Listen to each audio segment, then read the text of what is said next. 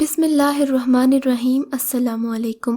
کہانی ہب میں خوش آمدید۔ سامعین، آج جو کہانی میں آپ کو سنانے جا رہی ہوں وہ ایک سچا واقعہ ہے اور اس کے گواہان خود میرے خاندان میں موجود ہیں، لہٰذا اس پر کسی قسم کے شبے کا کوئی گمان ہی نہیں گزرتا۔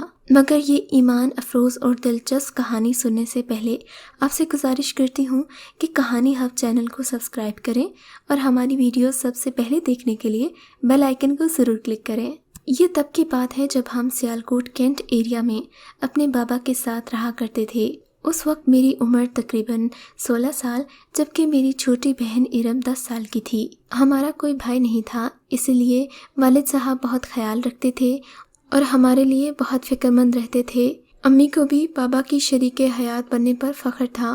وہ شکر کرتی تھیں کہ ایک پڑھے لکھے اور فوجی نوجوان کی بیوی ہیں، مگر اس اعزاز کی قیمت کا اندازہ انہیں تب ہوا جب پاکستان اور بھارت میں جنگ کی باتیں ہونے لگیں۔ پہلی پہل تو ہم سب یہی سمجھے کہ ایسا معمول میں ہوتا رہتا ہے، یہ محض لفظی جنگ ہے، مگر پھر ایسا نہ ہوا اور بالآخر 6 ستمبر 1965 کو بھارت نے لا الہ الا اللہ پڑھنے والوں پر حملہ کر دیا۔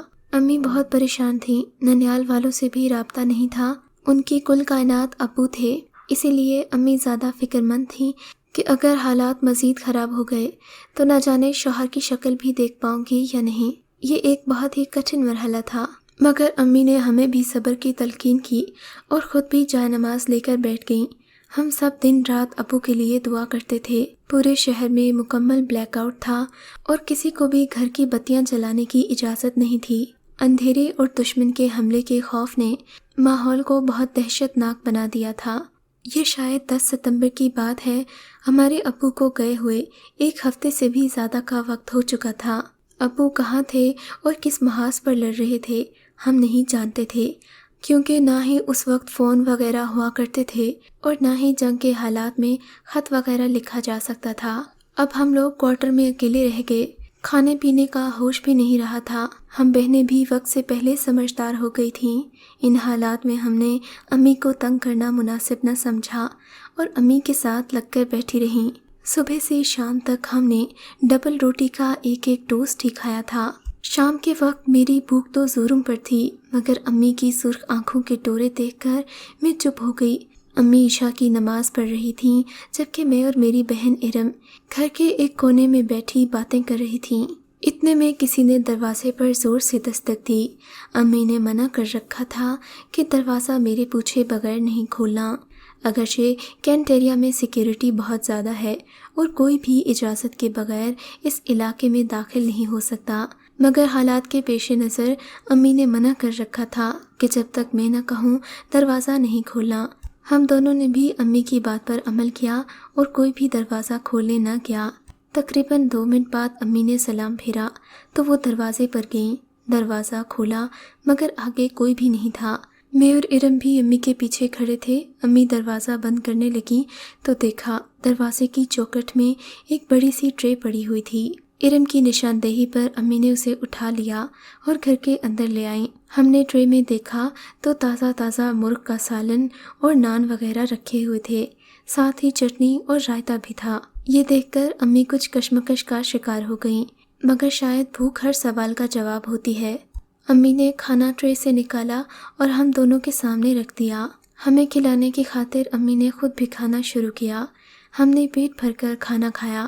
کھانا بہت لذیذ بنا ہوا تھا اور مرغن ہونے کی وجہ سے کھانا کھا کر ہمیں جلد نیند بھی آ گئی۔ صبح اذان کی آواز پر امی کی آنکھ کھلی تو انہوں نے ہمیں بھی جگا دیا۔ ہم سب نے وضو کیا اور نماز پڑھ کر اپنے ملک کی سلامتی اور اپنے بابا کی حفاظت کے لیے دعا کی۔ تلاوت وغیرہ سے فارغ ہوتے ہی دن کا اجالا پھوٹ آیا تھا۔ امی ناشتہ بنانے کچن کی طرف چلی گئیں جبکہ میں گھر سمیٹنے لگی۔ آج امی تھوڑی حشاش پشاش تھیں اور پہلے سے ان کی طبیعت ہلکی تھی۔ ابھی تھوڑی دیر نہ گزری تھی کہ دروازے پر ایک بار پھر دستک ہوئی۔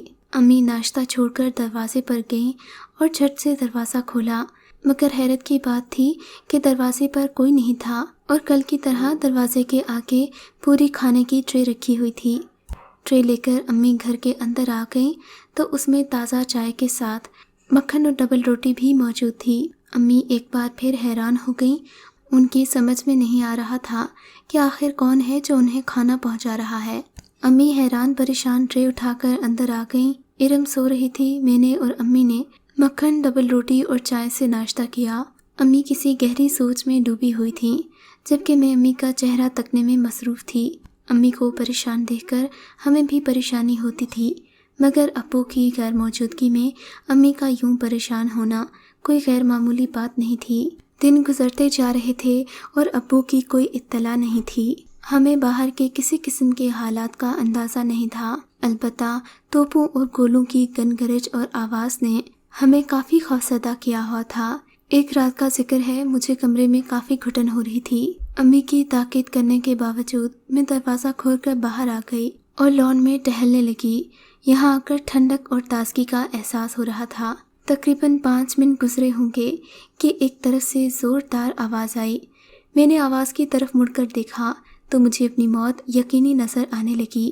وہ ایک آگ کا گولا تھا جو دھوئیں سمیت ہمارے گھر کی طرف بڑھ رہا تھا، مگر اس سے پہلے کہ اس گولے سے کسی بھی چیز کو آگ لگتی، 2 انسانی جسم سے بھی بڑے بڑے، کسی حویلی کے دروازے کے برابر قدامت والے 2 بڑے بڑے ہاتھ آگ کے گولے کے سامنے آئے تو یوں لگا جیسے اس جلتے ہوئے آگ کے گولے پر کسی نے ٹھنڈے پانی کی بارش کر دی ہو۔ میں نے یہ منظر دیکھا تو میرا دل زور زور سے دھڑک رہا تھا۔ میں نے موت کو اتنے قریب سے دیکھ لیا تھا کہ زندگی بالکل ایک خواب کی طرح معلوم ہونے لگی۔ میں جہاں کھڑی تھی وہیں کھڑی رہ گئی۔ جب ماحول تھوڑا سا نارمل ہوا تو میں اندر کی طرف بھاگی۔ اندر جا کر دیکھا تو امی اور ارم بے غم سو رہے تھے۔ انہیں بالکل اندازہ نہیں ہوا تھا کہ باہر کیا قیامت آئی اور گزر بھی گئی۔ میں پوری رات اس واقعے کے بارے میں سوچتی رہی۔ ایسا میں نے اپنی زندگی میں پہلی بار دیکھا تھا۔ ان ہاتھوں کی جسامت اتنی بڑی تھی کہ میں بھول نہیں پا رہی تھی۔ اور پھر خوف اور دہشت کے وہ چند سیکنڈ جب میں نے آگ کے اس گولے کو اپنے گھر کی طرف آتے ہوئے دیکھا، میں کبھی نہیں بھول سکتی تھی۔ میں نے سوچا تھا کہ جب ابو گھر آئیں گے تو میں یہ واقعہ انہیں ضرور بتاؤں گی، مگر شاید قسمت کو کچھ اور ہی منظور تھا۔ اگلا دن جمعرات کا تھا۔ امی نے گھر میں کافی اہتمام کر رکھا تھا۔ امی کا خیال تھا کہ ہم نماز اور درود کا خاص اہتمام کریں گے اور ابو کے لیے ڈھیروں دعائیں کریں گے۔ اس دوران میں امی کو کئی بار کہہ چکی تھی کہ ہمیں نانی کے گھر چلے جانا چاہیے، مگر امی مان نہیں رہی تھیں۔ ان کا خیال تھا کہ ابو کے آنے تک ہمیں یہیں پر رہنا چاہیے، کہیں ایسا نہ ہو کہ ابو گھر آئیں تو انہیں ہمیں نہ پا کر کسی بھی قسم کی پریشانی کا سامنا کرنا پڑے۔ اگلی صبح کا سورج طلوع ہوا تو ہم دل میں کئی خوف، اندیشے اور امیدیں لے کر اٹھے۔ امی نے گھر کی صفائی ستھرائی کی، ہم نے بھی ان کا ہاتھ بٹایا۔ انہی کاموں میں تقریباً شام ہو گئی۔ تقریباً عصر کا وقت تھا کہ دروازے پر دستک ہوئی۔ امی نے بیرونی دروازہ کھولا تو ان کی خوشی کی انتہا نہ رہی، کیونکہ سامنے ان کے خوابوں کا شہزادہ، ان کا شریک سفر کھڑا فوجی وردی میں مسکرا رہا تھا۔ امی انہیں دیکھ کر خوشی سے پاگل ہو گئیں۔ ابو گھر کے اندر آئے تو ہم سب بھی ان سے لپٹ گئے۔ یوں لگتا تھا اللہ تعالیٰ نے ہماری دعائیں سن لی ہیں اور ہمارے ابو کو زندہ سلامت ہمارے پاس واپس بھیج دیا ہے۔ میں نے غور کیا تو دیکھا ابو کے چہرے پر بے تحاشا نور تھا اور ان کے گھر آنے کے بعد پورا گھر خوشبو سے معطر ہو گیا تھا، حتیٰ کہ باہر لان تک میں خوشبو پھیلی ہوئی تھی۔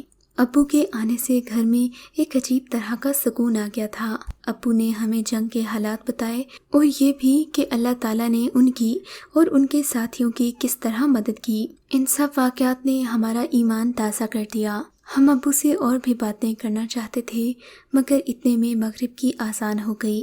ابو خود بھی نماز پڑھنے کے لیے اٹھے اور ہمیں بھی نماز کی تلقین کر کے باہر چلے گئے۔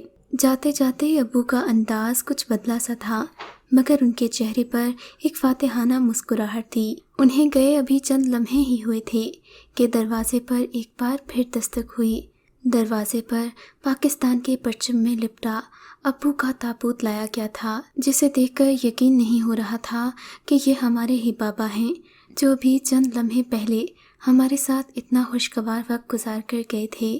وہ تو قریبی واقعہ مسجد میں نماز پڑھنے گئے تھے، جبکہ وہ تابوت 2-3 دن پرانا تھا۔ ہمیں اس بات کو سمجھنے میں اور اس پر یقین کرنے میں دیر نہ ہوئی کہ شہید کبھی مرتا نہیں ہے، اس کی روح ہمیشہ زندہ رہتی ہے اور جہاں چاہے پرواز کر سکتی ہے۔ اس واقعے کے بعد بھی ہماری ایسے طریقوں سے مدد ہوئی کہ ہم نے سوچا بھی نہیں تھا۔ ہمیں اکثر گھر کے کسی نہ کسی کونے سے پکا ہوا کھانا مل جاتا، کہیں سے پڑے ہوئے پیسے مل جاتے، اور کبھی کبھی گھر کے کسی کونے سے ابو کی واضح آواز سنائی دیتی، بیٹا گھبرانا نہیں، تم ایک فوجی کی، ایک سپاہی کی اولاد ہو، تم ایک شہید کی اولاد ہو، تمہیں ہمت سے کام لینا ہوگا۔ آج اس واقعے کو تقریباً 50 سال کا وقت گزر چکا ہے۔